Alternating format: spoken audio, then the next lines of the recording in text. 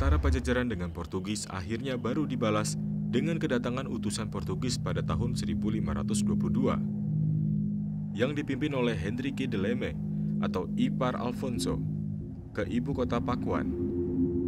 Dalam kunjungan itu dapat disepakati persetujuan antara Pajajaran dan Portugis mengenai perdagangan atau keamanan.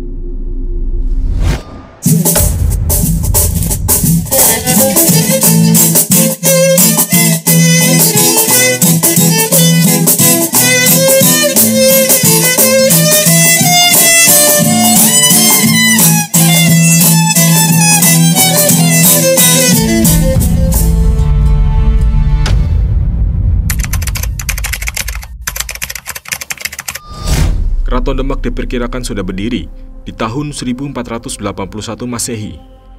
Berita pendiriannya didapat berdasarkan Sinengkalan, Geni Mati Sini Ramjanmi, yang berarti 1403 tahun Saka. Raden Patah menduduki tahta Demak sebagai yang pertama dengan gelar Sultan Syah Alam Akbar Al-Fatah. Di tahun yang sama dengan pendirian Keraton Demak, Sunan Ampel yang menjadi pemimpin wali di Jawa wafat. Masih di tahun 1481, di sisi barat Pulau Jawa, seorang penguasa dari Luragung yang bernama Ki Gedeng Kemuning beserta pengikutnya bersedia masuk agama Islam. Ki Gedeng juga berjanji akan membantu Sunan Gunung Jati dalam syiar Islam ke daerah lainnya. Proses pengislaman di wilayah Luragung ini berhubungan pula dengan perkawinan antara Sunan Gunung Jati dengan putri Ong Tien dari Cina. Di dalam Babat Cirebon dikemukakan, ketika Sunan Gunung Jati dengan Ki Gedeng Kemuning sedang bermusyawarah, datang rombongan Ong Tien dari negeri Cina sebanyak 3 buah kapal bersama 100 orang pria dan 50 orang wanita serta membawa berbagai barang berharga. Salah seorang punggawa dari rombongan putri Ong Tien menyampaikan maksud kepada Sunan Gunung Jati bahwa kedatangannya diutus oleh Raja Cina atau ayahnya Ong Tien untuk mempersembahkan seluruh isi kapal termasuk di dalamnya putri Ong Tien kepada Sunan Gunung Jati.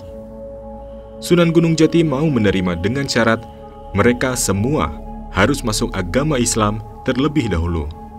Syarat tersebut pun disepakati baik oleh Ong Tien maupun semua pengikutnya.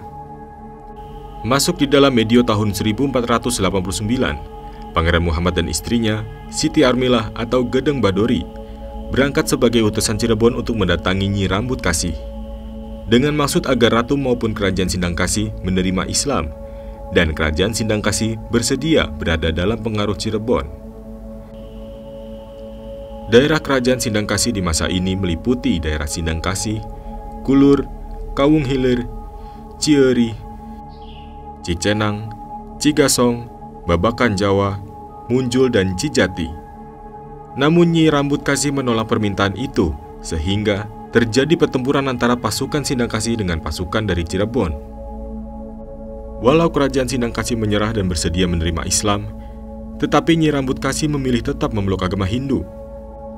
Dan sejak saat inilah ada Candra Sangkala, Sindangkasih Sugi Mukti, yang memiliki angka tahun sama dengan 1490 Masehi.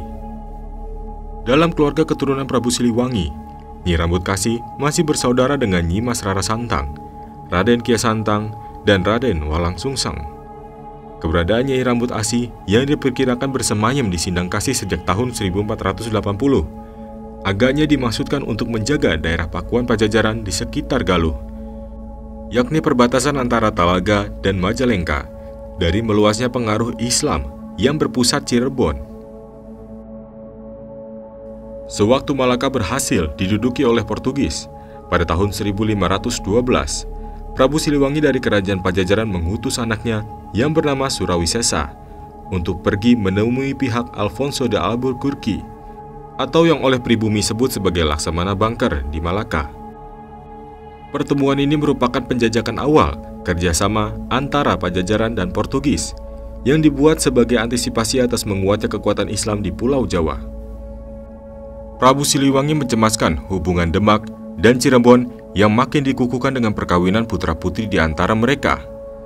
Waktu itu telah ada 4 pasangan yang dijodohkan, yaitu Pangeran Sabakinkin, atau Maulana Hasanuddin dengan Ratu Ayu Kirana, atau Purnama Sidi serta Ratu Ayu dengan Pati Unus. Kemudian Pangeran Jayakelana dinikahkan dengan Ratu Pembayun dan Pangeran Bratakelana dengan Ratu Ayu Wulan atau Ratu Nyawa. Namun demikian hingga bertahun-tahun ke depan tidak terjadi tindak lanjut dari penjajakan hubungan antara Portugis dengan Pajajaran. Di tahun 1521, Sri Baduga Maharaja atau Prabu Siliwangi wafat dan digantikan oleh Surawisesa untuk menduduki takhta Pajajaran. Setelah Prabu Siliwangi tiada, maka Pajajaran dengan Cirebon berada pada generasi yang sejajar. Meskipun yang memerintah di Cirebon Syarif Hidayatullah, tetapi di belakangnya berdiri Pangeran Cakrabuana atau Raden Wala Sungsang, yang juga populer dalam nama Haji Abdullah Iman. Ia merupakan kakak beda ibu dengan Prabu Surawisesa.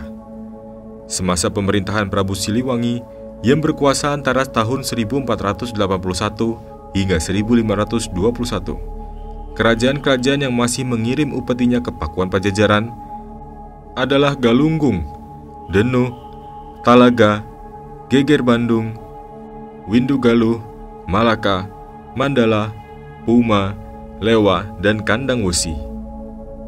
Penjajakan kerjasama antara Pajajaran dengan Portugis akhirnya baru dibalas dengan kedatangan utusan Portugis pada tahun 1522 yang dipimpin oleh Henrique de Leme atau Ipar Alfonso ke ibu kota Pakuan. Dalam kunjungan itu dapat disepakati persetujuan antara Pajajaran dan Portugis mengenai perdagangan atau keamanan.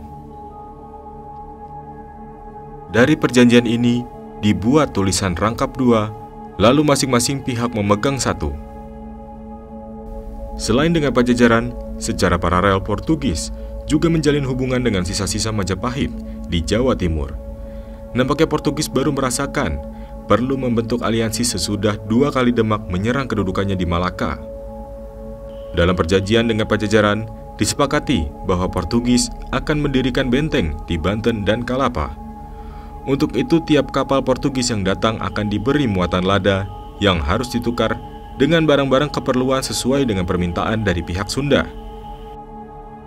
Kemudian saat nanti benteng mulai dibangun, pihak Sunda akan menyerahkan 1000 karung lada tiap tahun untuk ditukarkan dengan muatan sebanyak 2 kostumodos atau kurang lebih 351 kuintal. Ketika Henrique Leme mengunjungi Sunda, kota itu disebut mempunyai sekitar 500.000 penduduk dan kerajaan itu dijaga oleh 100.000 orang tentara.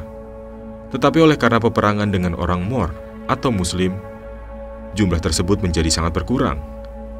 Disebutkan pula bahwa pergantian mahkota turun dari bapak kepada anak laki-laki. Orang di negeri ini sangat bangga memakai senjata-senjata yang diukir permai. Hasil terutama negeri ini adalah lada, yang jumlahnya setiap tahun lebih dari 30.000 sentenar. Negeri ini sangat kaya dengan bermacam makanan. Penduduknya tidak begitu suka kepada peperangan, tetapi hidupnya ditekankan kepada penyembahan dewa-dewa mereka. Mereka banyak mempunyai kuil-kuil untuk menyembah dewa-dewa itu. Mereka itu musuh-musuh besar orang-orang Mor. Lebih-lebih setelah mereka ditaklukkan oleh seorang Sangoe de Pate de Dama.